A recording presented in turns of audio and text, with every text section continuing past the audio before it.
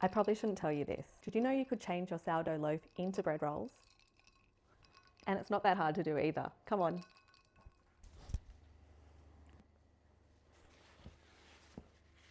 Well, here we have our sourdough bread that's been cold proofing in our fridge for 2 days.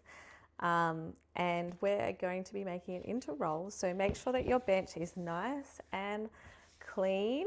We want to then spray it down with some water. Remember that water creates that little film, so then our loaf doesn't get stuck to it. So dump it out like this.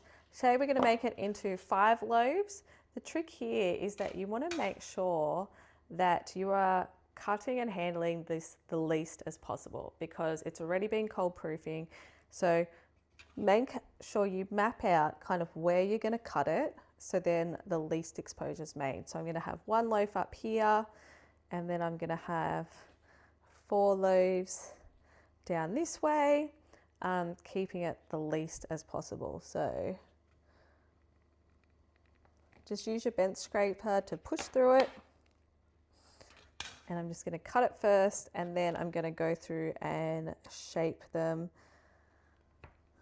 I know it can feel very scary to cut through your cold proof dough,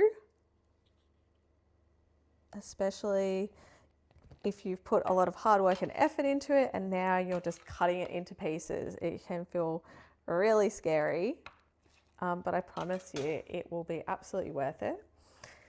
So now you've got to shape them into a bread roll shape.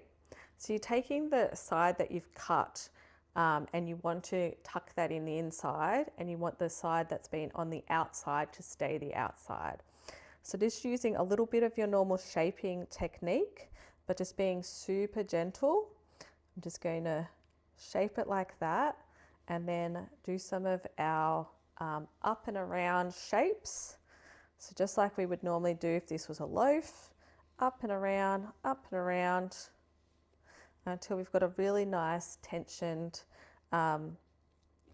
shape of a bread roll. So popping it down, you will have a little bit on the underneath that maybe hasn't connected as much. That's okay. When you are baking it, you'll see that comes together. So here in the parchment paper, just got a normal piece of parchment paper. I'm going to put those on top of it here, and I'm going to make sure they're all pretty close to each other, because I've only got the one smallish Dutch oven. That's okay, because they'll rise upwards rather than outward. Here we go. Here's 3 of them. You do 3 and then do the other 2 in the next batch, because they won't all fit in my Dutch oven here. You will need to score them, so let me go and get that now. Oh, here it is. So I'm going to do 2 across shape. The reason I'm doing that is because they can kind of fight against each other in the oven. If you just do 1 line, they can kind of pull at each other in one direction. You can find that you don't get as good oven spring out of it. So doing it across just kind of allows it to do what's natural to the roll in this shape with this configuration. Kind of do 1 diagonally across compared to where the others are. This way. You have to be a bit gentle with your scoring, because we have been playing with it a little bit, that the outside is not going to be as stiff as if we just got it out of the fridge.